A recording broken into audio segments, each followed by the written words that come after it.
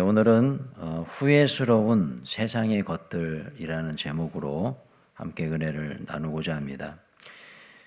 전도서의 저자는 솔로몬이죠. 우리가 잘 아는 대로 솔로몬은 1000명의 아내를 두었던 왕으로 유명합니다. 본처가 700명이었고 첩이 300명이었습니다.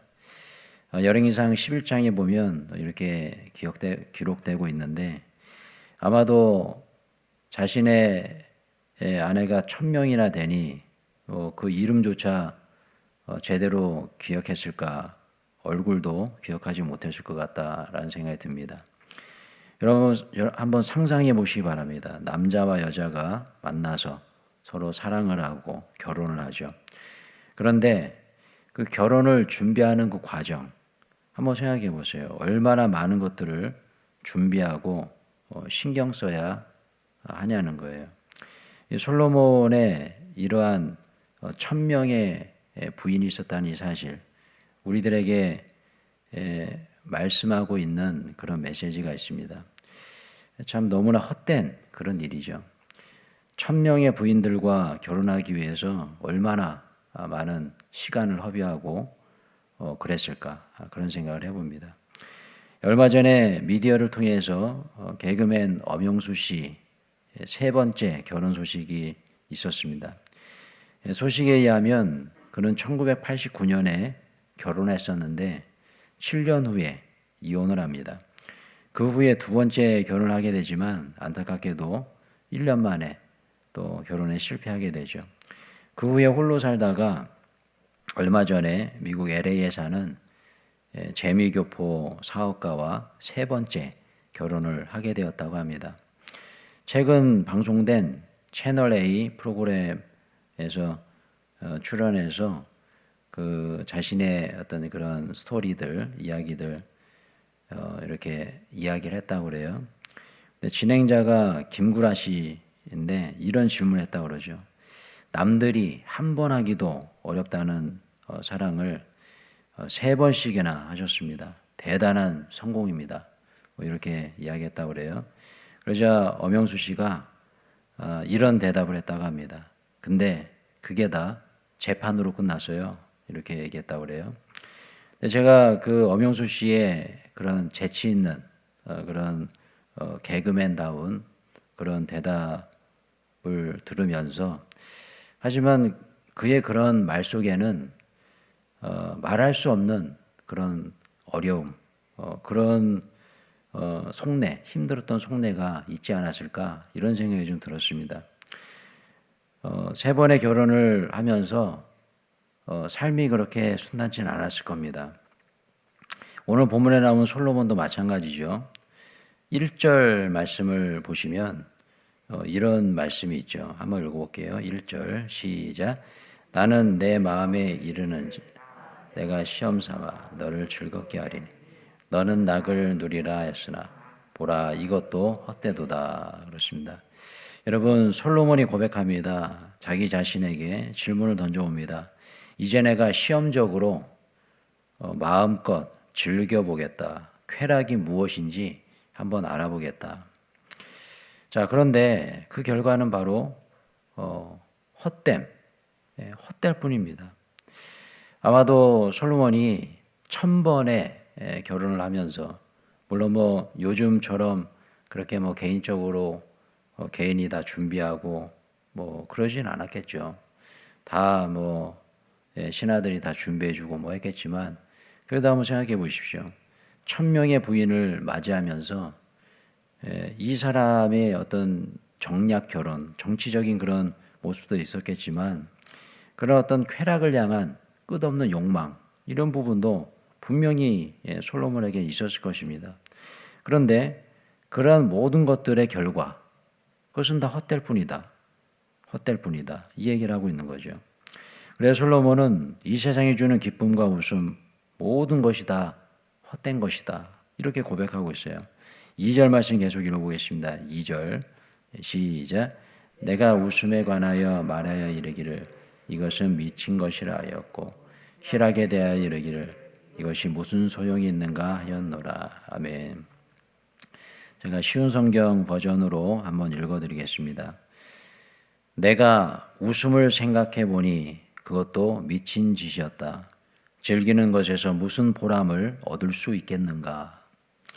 저는 이 쉬운 성경 번역본에서 이 보람이라는 이 단어, 보람이라는 단어로 해서 번역했다는 이 부분에서 어떤 깨달음이 있었습니다. 그것은 바로 세상이 주는 이런 것들에게는 보람이 없다는 거예요. 그렇기 때문에 기쁨도 없고 세상이 주는 어떤 편안함 이런 것들, 여러분 이 솔로몬은 이러한 세속적인 기쁨을 찾아 헤매는 것을 미친 짓으로 표현하고 있습니다. 말 그대로 세속적인 기쁨을 쫓는 이 일은 바로 미친 짓이라는 것이죠. 왜냐하면 그런 세속적인 기쁨엔 보람이 없습니다. 보람이 없어요. 몇 해 전 TV를 통해서 봤던 기사 내용이 생각이 났습니다. 온 가족이 똑같은 단체 티셔츠를 입고 공항에서 사진 촬영을 합니다. 그 모습만 보면 가족이 여름 휴가를 떠나는구나 이런 생각이 들 수도 있어요. 그런데 이들 가족에겐 아주 특별한 휴가가 이루어집니다. 남들이 바캉스니 해외여행이니 하면서 그렇게 휴가를 즐길 때 이 가정은 온 가족이 모여서 봉사활동을 떠나는 거죠. 그러면서 올해는 저기 제주도로 봉사활동을 떠난다. 그러면서 단체 티셔츠를 맞춰 입고 공항에서 비행기를 타기 전에 기념 촬영을 하고 있었던 것입니다. 여러분 정말 대단하지 않습니까? 남들은 가족들끼리 여름 휴가를 위해서 해외로 또 휴양지로 여행을 떠나는데 이 가족은 봉사활동을 떠나는 거죠. 얼핏 생각해 보면 금쪽 같은 그런 휴가를 그렇게 생고생하는 봉사활동으로 보내는 것에 대해서 잘 이해가 가지 않을 수도 있습니다. 그런데 그들의 생각은 달랐습니다. 그들을 취재하는 리포터가 물어보는 거죠. 인터뷰를 하는 거죠. 특히나 중학생으로 보이는 그 자녀들이 있었는데 그 자녀들에게 인터뷰를 하는 겁니다. 무엇이 좋냐? 여름 휴가를 못 떠나고 이렇게 봉사활동을 다니는데 그것이 좋냐고 이렇게 물어보는 거죠. 그랬더니 그 중학생 자녀가 이렇게 대답하는 거죠. 너무 좋다는 거죠. 너무 보람 있고. 처음에는 아빠가 가자고 그랬을 때에 왜 그런 휴가 때에 봉사활동을 가는지 이해가 안 됐는데 막상 가보니까 너무 좋았다. 보람이 있었다. 가치가 있는 그런 일인 것 같다. 그런 인터뷰의 답변을 하는 것을 보고 제가 굉장히 인상적이었어요. 그러니까 지금 한 2, 3년 지났는데도 아직도 기억이 나는 거죠. 여러분 바로 그것입니다. 보람이 있는 일. 이것이 진짜 가치 있는 기쁨인 줄로 믿습니다. 재작년까지 우리 교회에서 매년 해왔던 단기 선교가 있었습니다. 지금은 코로나19로 인해서 못 가고 있는 그런 상황이 되었지만 그때 어떤 남자 지사님께서 단기 선교 간증을 이제 하는 거죠. 근데 그 간증을 하면서 그런 얘기를 합니다. 자기는 이제 선포했다는 겁니다. 가족들에게. 이제 여름 휴가는 무조건 해외 단기 선교로 떠날 거야. 이렇게 선언했다는 거죠. 여러분, 왜 그런 선포를 하셨을까? 보람이 있었던 거예요. 다녀와 보니 하나님께 주신 은혜가 너무나 컸다는 거죠. 그렇기 때문에 여러분, 그러한 기쁨을 누려본 사람은 또 그 일을 행하게 돼 있어요. 그러나 세상적인 그런 일은 가치가 없는 거죠. 보람이 없는 거죠. 순간적으로 좋을 수 있겠지만 기억에 남지 않는다는 거예요. 그렇기 때문에 주의 일을 그러한 경험을 해본 그런 사람과 해보지 못한 사람, 또 주를 위해서 헌신하면서 가치 있는 일을 행하면서 기쁨을 누려보고 그 기쁨을 통해서 은혜 받은 사람, 그런 경험이 있는 사람과 경험이 없는 사람은요, 천지차예요. 여러분, 바로 이 부분입니다. 주를 위해서 헌신할 때 주님께 주시는 평안, 세상이 줄 수 없는 평안인 줄로 믿습니다. 그런 평안을 누려본 사람은 계속해서 주님의 은혜를 갈망하게 되는 것이고, 그러나 그런 평안과 기쁨을 누려보지 못한 사람은 계속해서 세상적인 것들을 쫓아다닐 수밖에 없다는 것이죠. 세상이 주는 기쁨은 그저 순간일 뿐이고 그 갈증을 해소할 수가 없습니다. 그러나 여러분, 우리 주님을 위해서, 교회를 위해서 헌신하고 봉사하는 일들은 가치가 있습니다. 세상이 줄 수 없는 평안함을 주님께서 허락해 주실 줄로 믿습니다. 마지막으로 3절 말씀 같이 한번 읽어볼까요? 3절 시작. 내가 내 마음으로 깊이 생각하기를 내가 어떻게 하여야 내 마음을 지혜로 다스리며 술로 내 육신을 즐겁게 할까? 또 내가 어떻게 하여야 천하의 인생들이 그들의 인생을 살아가는 동안 어떤 것이 선한 일인지를 알아볼 때까지 내 어리석음을 꼭 붙잡아 둘까 하여. 여러분, 그렇습니다. 세상이 주는 쾌락, 그 대표적인 쾌락이 술 아니겠습니까? 술이 나를 영원히 기쁘게 하지 못한다는 거죠. 마실 때는 좋으나 술이 깬 다음엔 모든 것이 후회스럽기만 합니다. 며칠 전에 저희 아내와 그런 얘기를 좀 했어요. 설교 시간에 술 얘기를 안 했으면 좋겠다. 이제 교회 안에 많은 사람들이, 많은 성도들이 이렇게 밀려올 텐데 혹시 그 중에 술을 즐겨 마시는 분들이 상처를 받지 않을까? 저희 아내가 그런 얘기를 하더라고요. 그래서 술 얘기는 너무 강하게 하지 말고 제자훈련회 때나 그럴 때 술 얘기를 하는 것이 어떻겠습니까? 제 아내가 제안을 한 거죠. 저도 곰곰이 한번 생각해 봤어요. 예배 시간에 술을 마시지 마십시오 라고 말하는 것.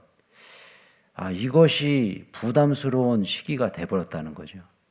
지금 이 시대가 술에 대해서 얘기하는 것에 대해서 받아들이기 어려운 그런 세대가 돼버렸어요. 예수 믿는 사람들도 이렇게 술을 즐겨 마시는 그런 세대. 심지어는 목회자들까지도 술을 마시는 그런 세대. 너무나 안타깝습니다. 근데 이번 주일날에는 제가 술에 대해서 좀 얘기하려고 그래요. 얘기해야 될 것 같아요. 근데 너무 막 예전처럼 세게는 얘기를 안 하려고 그래요. 상처받는 분들이 있는 것 같아요. 그래서 유하고 정중하게 술에 대한 얘기를 살짝 하려고 합니다. 기도해 주세요. 저의 설교를 듣고 술 마시는 우리 성도님들 계시다면 상처받지 않게 해달라고, 오히려 도전이 돼서 술을 끊는 역사가 일어나게 될 줄로 믿습니다. 여러분, 그렇습니다. 세상은 이렇게 악해요.